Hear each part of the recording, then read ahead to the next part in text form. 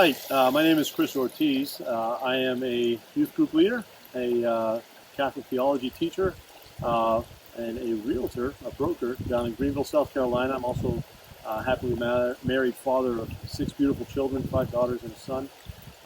And I'm here at beautiful Camp Catalia, and was approached by Ann and Kevin and some of the other members of the Mission on the Mountain, and asked to share something of my life with all of you. Let me start off by saying I'm nobody. I really am just like everybody else. God has worked wonders with an ordinary person like myself. And my hope is that this message just reaches one person. Because ultimately, it's through one person that the world was changed, the person of Jesus Christ. So if he can do that, and we're called to do that, then my hope and prayer is that that's what happens today.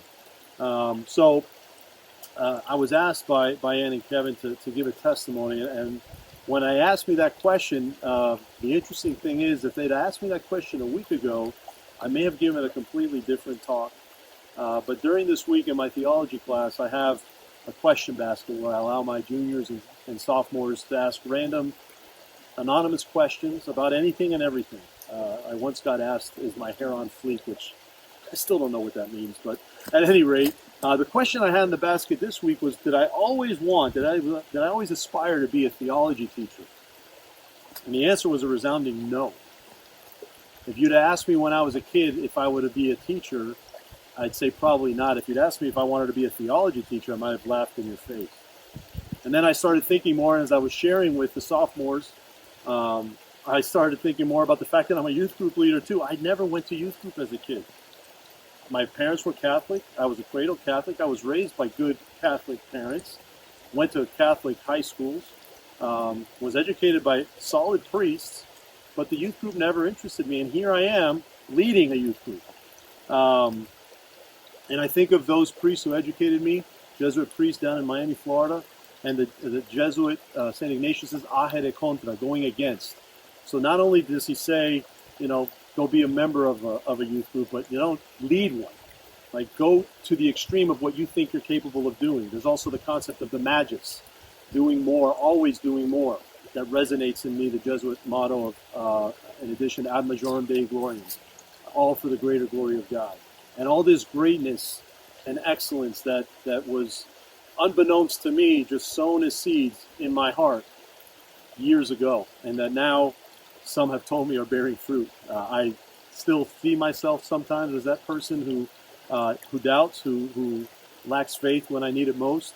But thankfully, God is still present in my life, still working through me, as I hope and I know that he's working through me now as I share my story with you. So after a Jesuit education, I went to the other side of the Catholic spectrum and went to Franciscan University of Steubenville, and graduated from there. Back in the days of Chris Stefanik and Scott Hahn was my teacher my freshman year. The main reason that I stayed there, I had these visions of going and transferring to play baseball. I played baseball in high school and at Steubenville, but going down and transferring to another school to play baseball through my college career. But I had Scott Hahn's Intro to Scripture class my freshman year. I'll never forget it. Monday, Wednesday, and Friday class, 4 to 5 p.m. And the first class, because of the schedule, fell on a Wednesday. And he sat us in alphabetical order, which I thought was odd for a college teacher. But then he explained to us why he wanted to really get to know each of us. He wanted to know our names and the importance of the name in the mission, which, of course, again, Catholic educated, but I'd never seen. Well, the first assignment was to read the first chapter of Genesis. I kind of rolled my eyes. I'm hoping he never saw it, Mr. Hahn. Or Dr. Hahn now, if you see this, I'm sorry.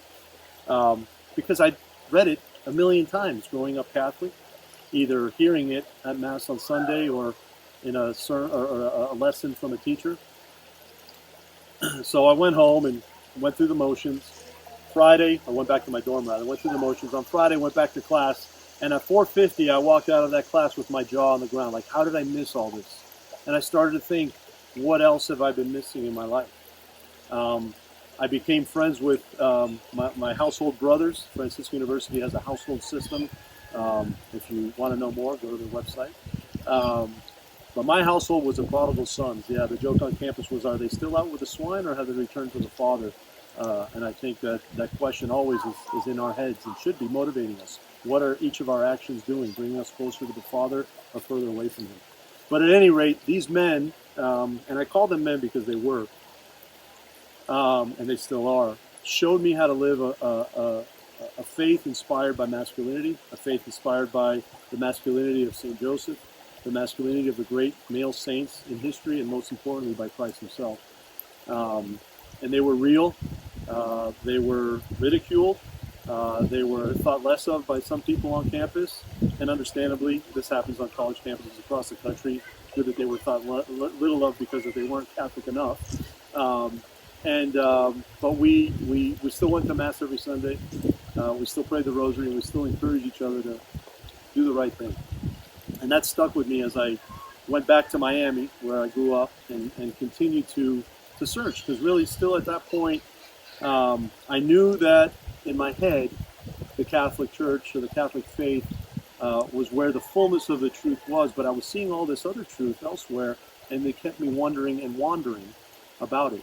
And shortly after moving back down to Miami, and my father and mother continually being present in my life through prayer and witness, I met the woman who soon became my wife, and she was a fallen away Catholic who came back to the faith thanks to my parents, we got married in 2000, and then my life changed in 5 years. All of the things that I knew up here started making their way down to here. And the most important thing I could say to sum up those 5 years from 2000 to 2005 is I gained eternal perspective. In 2000, I was married, a life-changing event for anybody. In 2001, we had our first child, again, a life-changing event for anybody. And from those two great joyous moments, two tragedies followed. In 2003, my paternal grandfather, who I admired greatly, as I did my maternal grandfather, but for very different reasons, because they were two very different men, but good men. Well, my paternal grandfather passed away in 2003. And then 2 short years later, my father, a man whom I loved and missed dearly, he passed away in 2005 after a 1.5-year battle with cancer. And those 5 years showed me the depths and the heights to which the human experience can take us, and the reality that all this beauty, all this truth, all this goodness is temporary. But there's one thing that's forever, and that is Christ, and that is God, and that is His eternal promise. So I began looking at the world differently. I began seeing this eternal perspective, as golfers might call the long game, right? Just started to gain a peace about everything that I did, going through incredible transitions in my life, knowing that in the end, none of this really matters unless it's bringing us closer to Him. That made a change in my life for the better that I could never have imagined. Fast forward a couple of years after my father's death, we liquidated the family business, a very successful business down in South Florida, and made our way to Orlando for a year, and then, by the grace of God, to Greenville, South Carolina. But now to get back to the original question, that I aspire to be a teacher. Now I'm a theology teacher at a Catholic school, and I couldn't be happier. I said earlier, if you'd have told me I was going to be a theology teacher when I was younger, I probably would have laughed in your face.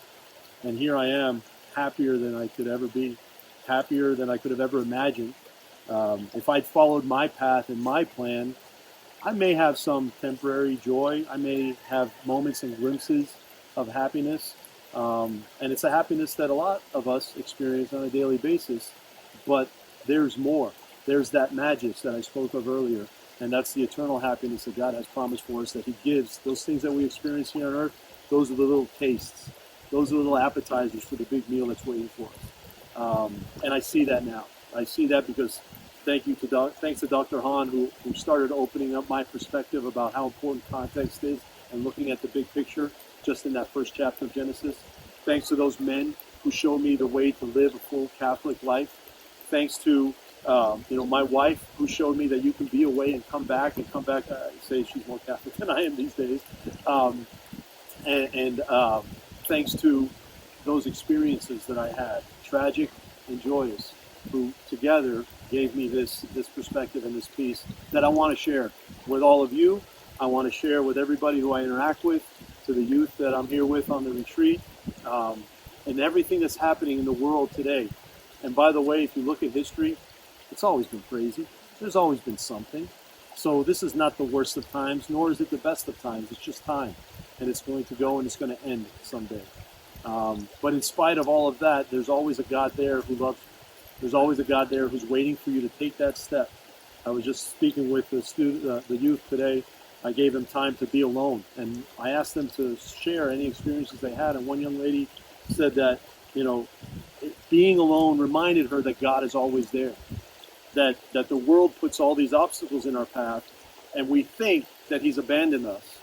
But if we just take the time to look past the obstacles or to maybe move them out of our way, he's always there. And he's always there in a way that we need it, not maybe the way we want it.